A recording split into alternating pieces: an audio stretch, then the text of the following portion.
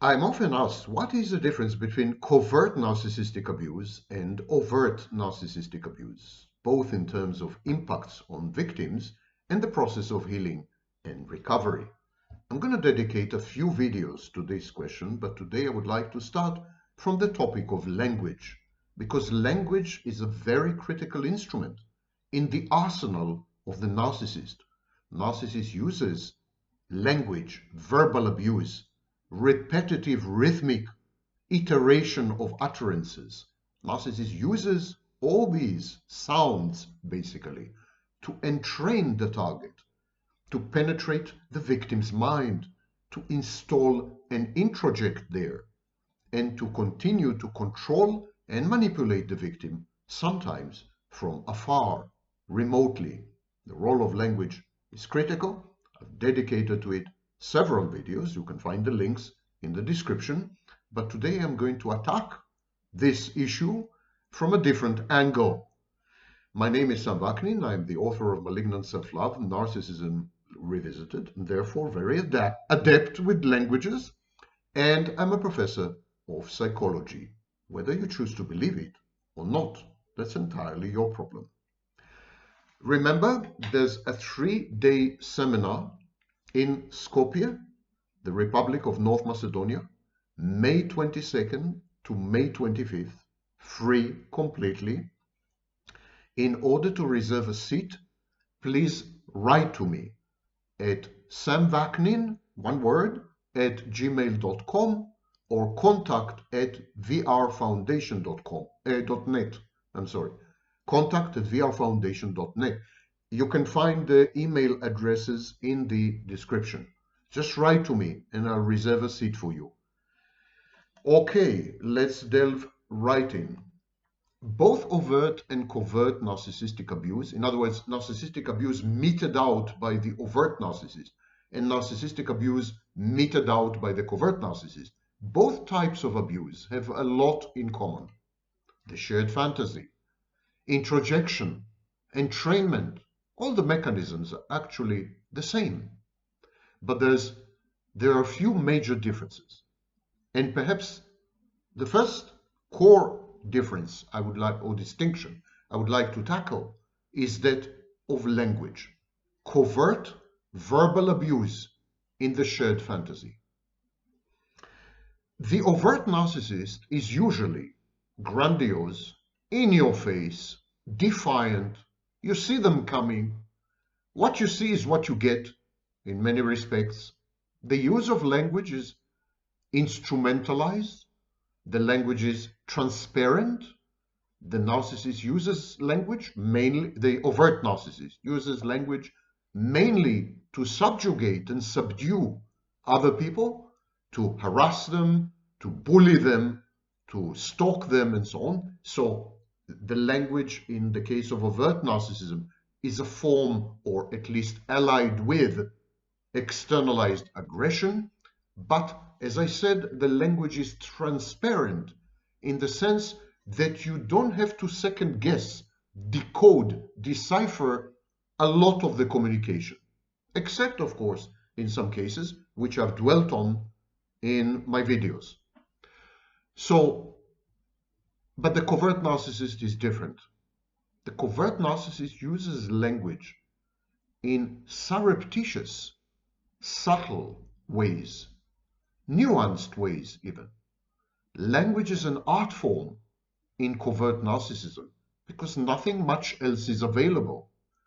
The covert narcissist is a collapsed narcissist. It's a narcissist who fails or has failed and is failing to obtain narcissistic supply in any other way. The covert narcissist is seething with animosity and hostility and antagonism, is passive-aggressive, is on the one hand pretends to be modest, pseudo-humility, pretends to be altruistic and charitable. Many covert narcissists are ostentatiously pro-social and communal, but deep inside, the picture is completely different. And because of this discrepancy between the covert narcissist's implicit self-esteem, the covert narcissist inferiority complex, to use Adler's term, and the covert narcissist explicit self-esteem, which is essentially self-esteem based on resentment, on bitterness, on contempt for others, on the rejection of, in many ways, social mores and conventions. Covert narcissist is much closer to psychopathy in some ways than the overt narcissist. It doesn't qualify. Covert narcissist does not qualify as a psychopath for a variety of other reasons, but these elements are common with the psychopath. This hatred of society. The psychopath detests society because he regards society as inferior. Because the covert narcissist deplores and abhors society because he believes that he has been dealt a raw hand, that he's being discriminated against, that he's been overlooked, that he is being treated unjustly. Okay, so the covert narcissism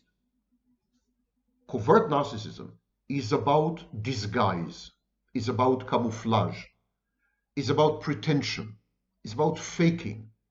And of course, the language is responsive to these exigencies and constraints.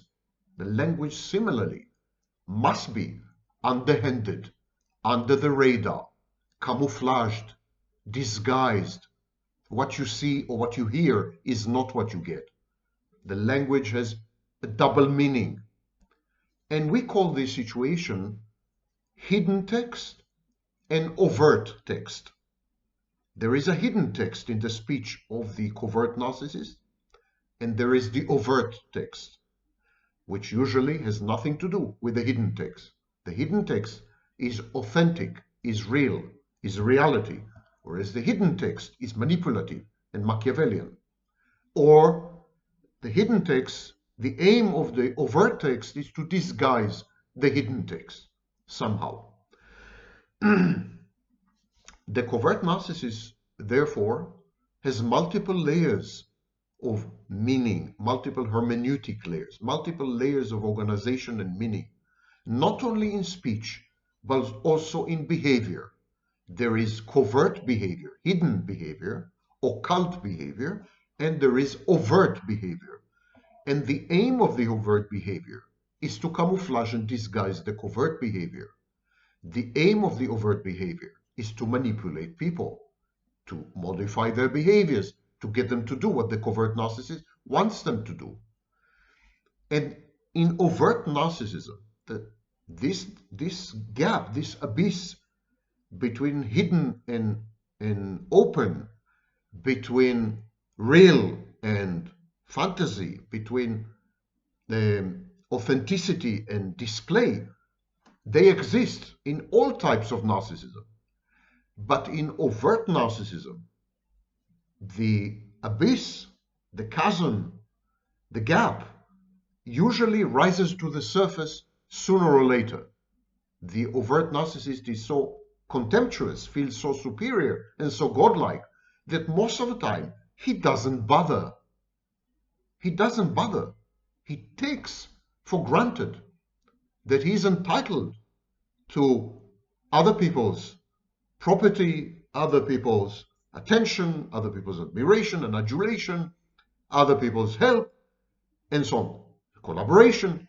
So this sense of entitlement in the overt narcissist usually renders the need to disguise and to camouflage and to hide quite unnecessary. Whereas in covert narcissist, it is intact. The covert narcissist lacks self-confidence and self-esteem. Covert narcissist is unable to regulate his or her sense of self-worth either from the outside, with narcissistic supply, time for my tea, or from the inside. So, the covert narcissist uses language not to communicate, but opposite, to discommunicate, to avoid communication, at least meaningful communication. Communication which is a revelation. Whereas the overt narcissist uses language to manipulate, to impress, and to create a shared fantasy, and so on, the covert narcissist uses language to avoid, to withhold, to withdraw, to constrict. One could say that the overt narcissist uses language to be, in order to become, in order to be, in order to become, or to merge with an inflated, grandiose, fantastic self-concept. So the overt narcissist uses language to become, whereas the covert narcissist uses language to unbecome, to not be. A perfect example of this is dog whistling. Dog whistling is way more common among covert narcissists. Overt narcissists would use dog whistling mainly in order to humiliate or subdue someone. The covert narcissist would use dog whistling for literally the entire communication. Now, dog whistling is a situation where words or phrases have a meaning that is private, a meaning that is limited to two people or a group of people. But the same words and the same phrases would be interpreted and understood completely differently by outsiders. So in dog whistling, there is an in-group, a semantic in-group.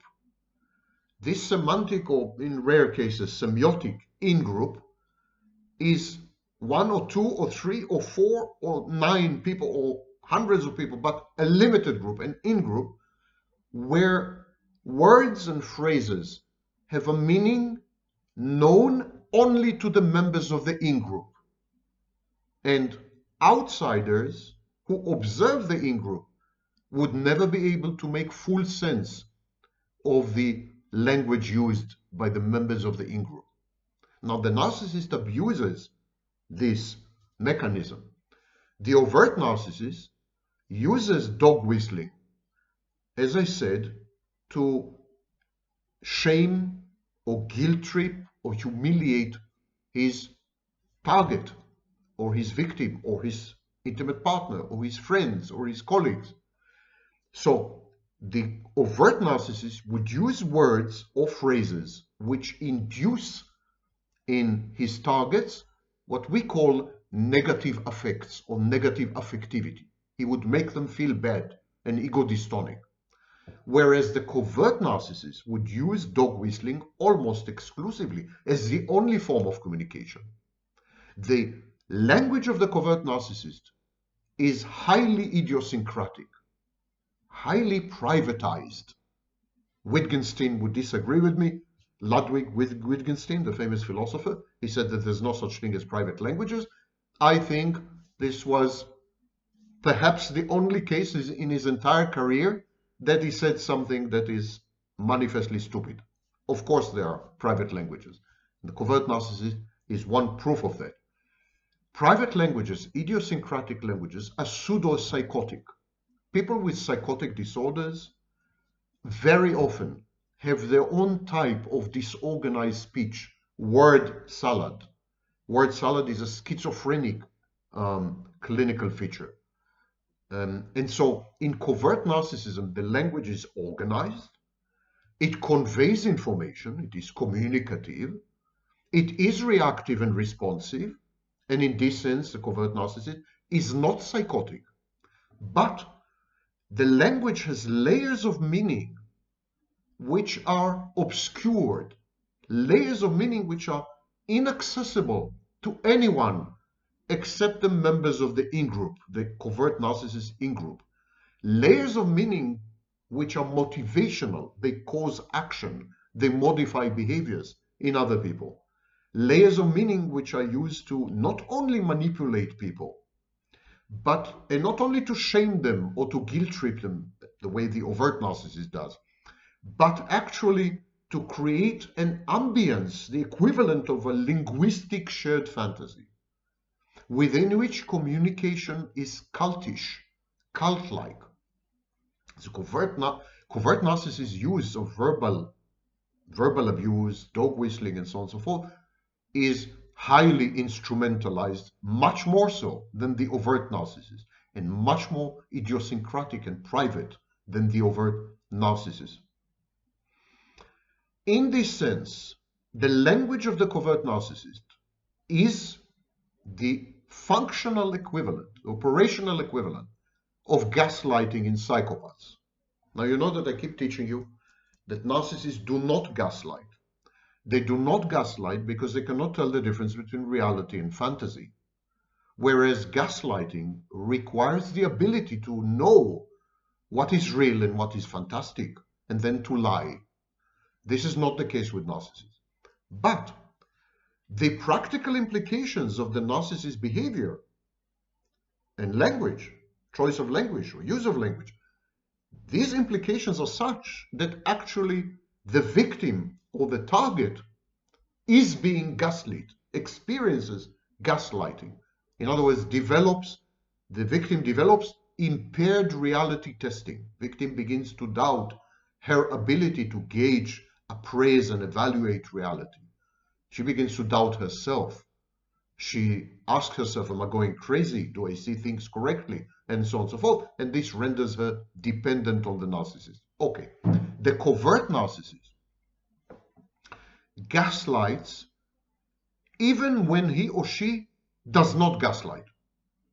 Whereas the overt narcissist imposes on the victim or the target a shared fantasy, which is the functional equivalent of gaslighting.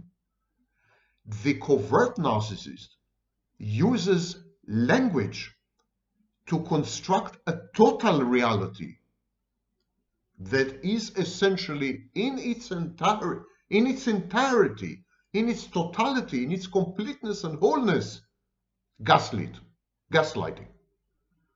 So, with the overt narcissist,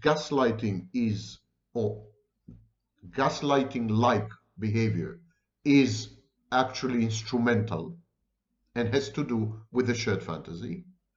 With the covert narcissist, the gaslighting is built into the fabric of the covert narcissist experience, life, and interpersonal shared relationships. That's a massive difference. It's a very important difference. Again, let me emphasize, narcissists, covert or overt, do not gaslight. They cannot tell the difference between reality and fantasy. And they don't use gaslighting as a manipulative Machiavellian tactic, the way a psychopath does. But the outcome, sharing a life with a narcissist, interacting with the narcissist, the victim or the prey or the target are being gaslit, experience gaslighting. Even though the narcissist had no intention to gaslight, he ends up gaslighting.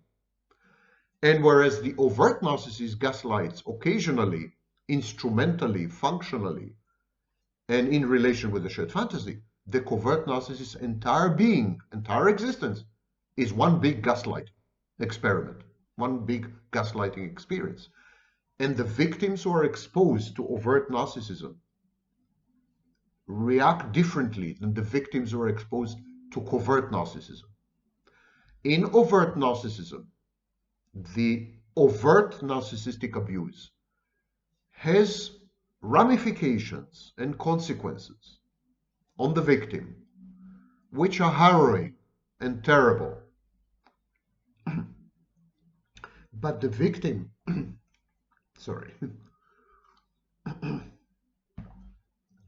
but the victim loses herself much less with the overt narcissist than with the covert narcissist. When the victim is with the covert narcissist, her dissolution, the loss of her core identity, her disorientation, sense of dissipation, one could even say dissociative reactions like amnesia, derealization, depersonalization, are much higher, much more dominant and prevalent than in an exposure to an overt narcissist. With an overt narcissist, the impacts, again, are very, very pervasive and very problematic and troublesome. The same impacts occur when the victim is exposed to a covert narcissist, but much more so. Like the impacts are not attenuated, but they are amplified and magnified and maximized. Being with a covert narcissist is like being with someone who is 10 times the overt narcissist. The damage, the trauma with the covert narcissist is much more insidious, permeates the victim's existence much more fundamentally and much more persuasively than with the overt narcissist. Being with the overt narcissist is the equivalent of spending time with a psychopath or spending time with a child, a temper tantrum child, a spoiled brat. Being with a covert narcissist is spending time with a figment, spending time with a non-entity, spending time with a true black hole that is about to consume you. In my opinion, covert narcissistic abuse is far more dangerous and pernicious than overt narcissistic abuse. And one of the elements that create this immersive environment in the case of covert narcissism is the covert narcissist use of language. I will deal in future videos, I will deal with other elements, but we're starting with language. The covert narcissist uses language to construct a world which is immersive, all-consuming, and dissolving. Feel that you're dissolving. It's not regression. The overt narcissist regresses you, infantilizes you, renders you dependent and addicted, and then proceeds to take away your identity, infiltrate your mind, and gain control over you. And that's bad enough. The covert narcissist dissolves you, eliminates you by reducing you to molecules, dissipates you, evaporates you. And the feeling is, of course, much more horrible than when you're with an overt narcissist. Now, I mentioned that every person, every human being, healthy and unhealthy, we all have an inner text, and we compare every information and every stimulus emanating from the environment to this inner hidden text. We could conceive of ourselves as walking, talking, carbon-based narratives. This is called narrative theory. And so there's the inner narrative, which is an organizing principle, the kind of structure, provide order and predictability, and so on and so forth, based on experience. It's a kind of theory, a theory of one's own mind. And so this inner text is there. And whatever happens in the environment, you compare it all the time, compare this information all the time to your theory of your own mind, theory of other people's mind, theory of relationships known as internal working models. This library of theories, these are all hidden texts, these are all occult texts, and everything that's coming from reality, from the universe, is the overt text. Your behavior, which is also observable in the known universe, is also an overt text. When there is no discrepancy between your internal hidden text and the overt text, you're a healthy, mentally healthy person. When there is a discrepancy, it's an indication of a problem with mental health, or maybe even mental illness.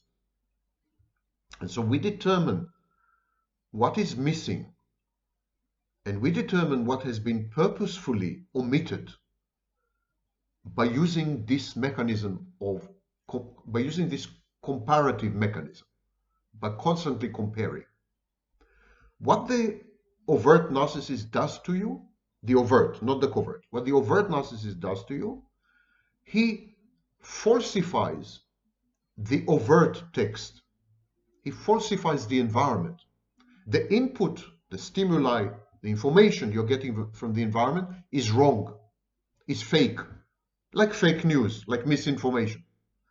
Consequently, the process of comparing this environmental knowledge to your internal text, inner text, yields erroneous outcomes. It misguides you. It misleads you. And then you make the wrong decisions and choices, which are actually beneficial to the overt narcissist. So the overt narcissist focuses on reconstructing or reordering or reframing or falsifying the external environment via the shared fantasy. The covert narcissist falsifies mostly your internal text, your inner text. If the covert narcissist falsifies who you are, not only the external environment, but also who you are. So whereas the overt narcissist, the classic, grandiose, phallic, overt narcissist, the in-your-face, defiant, pseudo-psychopathic, antisocial, overt narcissist, grandiose type, obnoxious, unbearable, arrogant, this kind of narcissist would impose on you a shared fantasy which is cult-like, cultish, and which has very little to do with reality. It's counterfactual, is not grounded, is unrealistic, thereby falsifying the input from the environment and causing you disorientation, which allows then the narcissist to take over, control you, and manipulate you. But the overt narcissist rarely reaches into your mind and touches it. He installs an introject. The introject speaks to you. But the overt narcissist is a surface, is on the surface, is very shallow and supercilious and superficial. That's a good definition of overt grandiose narcissism. So he is more interested in using the environment to manipulate you, whereas the covert narcissist is deep running water. It's much more dangerous. So the covert narcissist falsifies, reframes, changes, transforms both the external environment via the shared fantasy and your internal environment.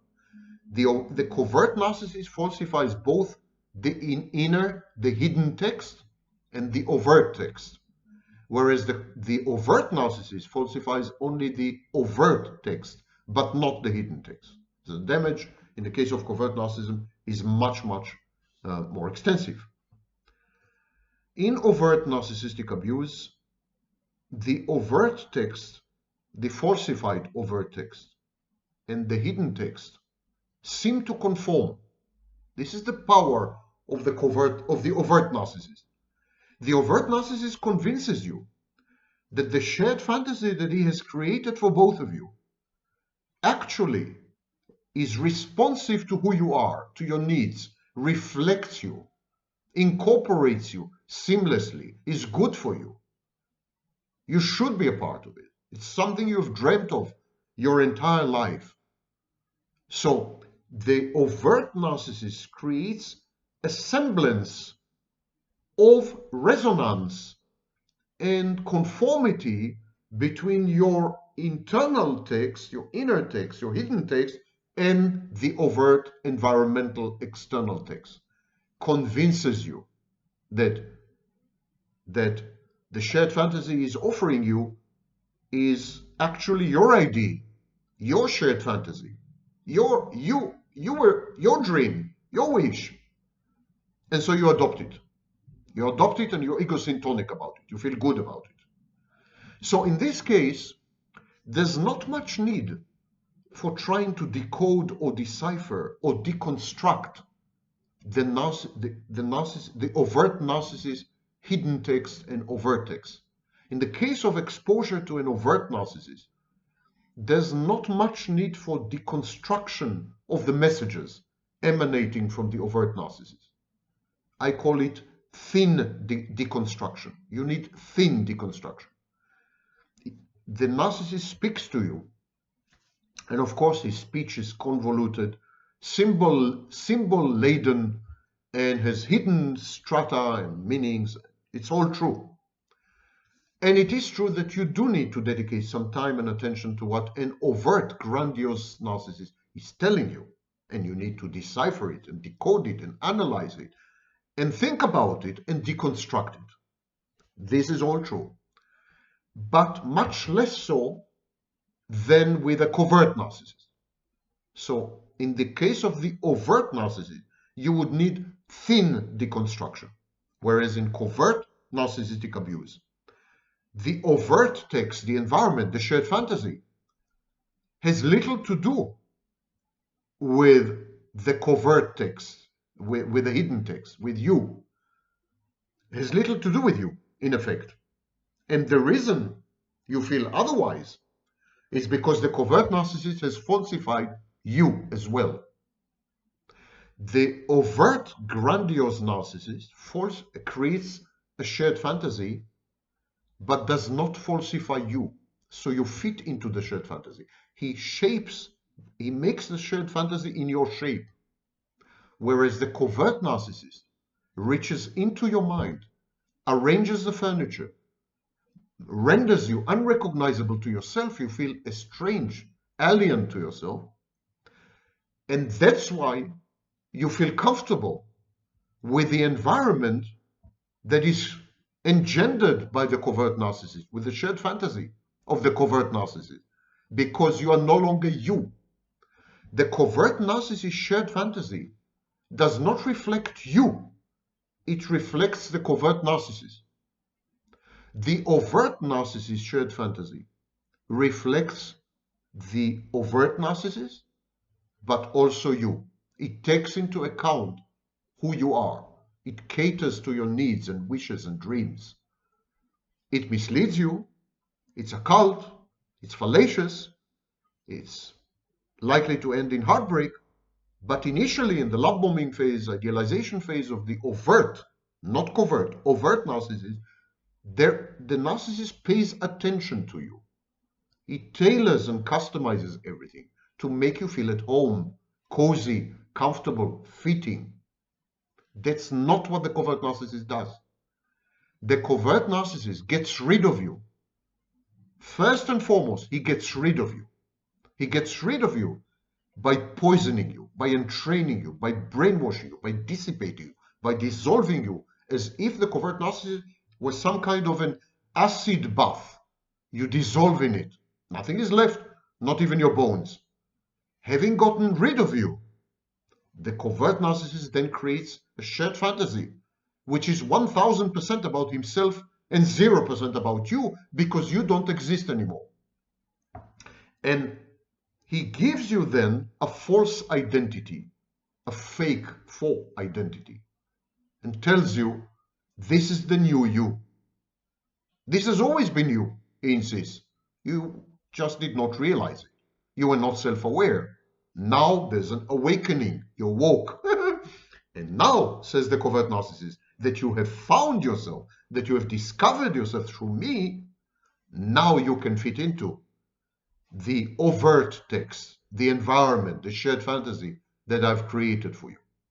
So, the overt narcissist, the grandiose, classic, phallic, overt narcissist, tailors the shared fantasy, the overt text, to conform to your hidden text, to your internal text. Because the shared fantasy is fallacious and fake and wrong and unreal and not grounded and so on, this in due time has a massive adverse, deleterious aspect on your internal text in due time, as time passes, as exposure continues. So initially, in the initial phases of the shared fantasy of an overt narcissist, the fantasy is going to fit you hand in glove. You're going to feel very comfortable in the shared fantasy. Only gradually, because the shared fantasy is counterfactual, is a fantasy, is nonsense, it's nothing to do with reality. Only gradually, you will discover that if you want to remain within the shared fantasy, if you want to have the narcissist in your life, you need to suspend yourself. You need to deceive yourself. You need to lie to yourself. You need to become someone else. So this is the process with an overt narcissist. With a covert narcissist, the process is exactly reversed.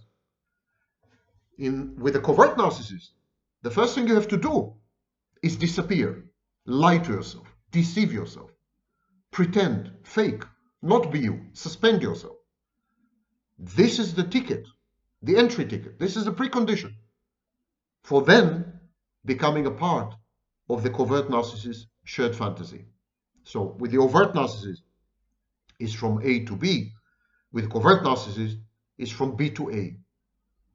The overt narcissist, the Faustian deal of the overt narcissist is, I'm going to give you a shared fantasy which would make you feel in heaven, would make you feel wonderful, would make you feel that you are being mothered, that you are a perfect being, that you are, and I'm going to give you this fantasy.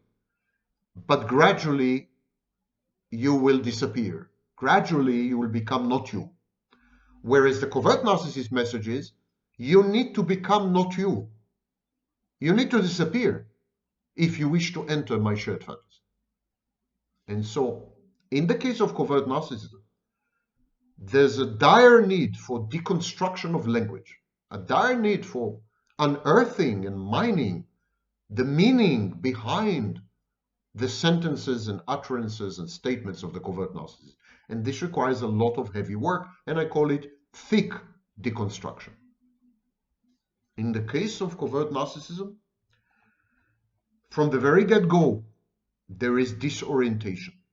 Disorientation is defined this way in the dictionary of the American Psychological Association: an impaired ability to identify oneself or to locate oneself in relation to time, place, or other aspects of one's surroundings. Long-term disorientation can be characteristic of neurological and psychological disorders. Temporary disorientation can be caused by alcohol or drugs, or can occur in situations of acute stress, such as fires or earthquakes. Disorientation, of course, so this is the definition, and I'm adding, disorientation, of course, can be induced by exposure to environments which conflict somehow with one's reality testing. When one thinks one knows reality, when one believes in one's ability to gauge reality, and suddenly reality changes in ways which undermine or challenge our perception of reality, that's very disorienting. That's what the narcissist does.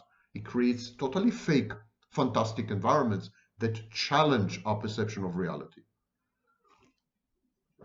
And this creates confusion. Confusion, according to the dictionary, is a mental disturbance characterized by bewilderment, inability to think clearly or act decisively, and disorientation for time, place, and person. It's also called mental confusion. I propose that the mental disorientation of victims of narcissistic abuse, especially covert narcissistic abuse, extends not only to one's core identity, who am I? There's disorientation, there's confusion about one's identity, who am I? But I think it extends to everything. You see, our memory is like a topographical map. Our memory is spatial. It's like space, where you have all kinds of objects which serve as benchmarks and milestones. And so when we try to imagine or reimagine our memories, we use spatial, space-related metaphors. And so when the narcissist induces in the victim disorientation, the disorientation is also topographical. But it's not topographical in the classic objective sense, topographical in the real world, on the street or in the countryside. No, it's not topography in the physical sense, but it is a topography of memory. The narcissist induces in the victim a topographical mental disorientation which has to do with a spatial metaphor of memory. The dictionary defines topographical disorientation this way: a disorder of spatial visualization, visualization, exemplified by difficulty in recalling the arrangement of rooms in one's house or of the furniture in a room within that house. Individuals with topographical disorientation also may be unable to recall or describe the location of landmarks or other familiar objects in their neighborhoods. The condition is typically associated with impairment of the right parietal lobe. It's also called topographagnosia. Okay, I claim that the narcissist induces in you topographagnosia. In other words, he induces in you a topographical sense of disorientation because the landscape of your memory becomes alien to you. Your memory is like a space, internal space, and it's full with landmarks and milestones, as I said. Then when the narcissist takes this away, falsifies it, you begin to regard your own memory, which is a core feature of your identity. You begin to regard your memory and identity as an alien planet. And you feel like an extraterrestrial in your own internal planet. He takes the sense of comfort and familiarity with yourself away from you. We all have this comfortable sense that we are familiar with who we are, that we are intimate with ourselves. The narcissist takes it away from you. And the covert narcissist, way more than the overt narcissist, induces in you disorientation, sense of disorientation, way more in covert narcissism than with the overt narcissist.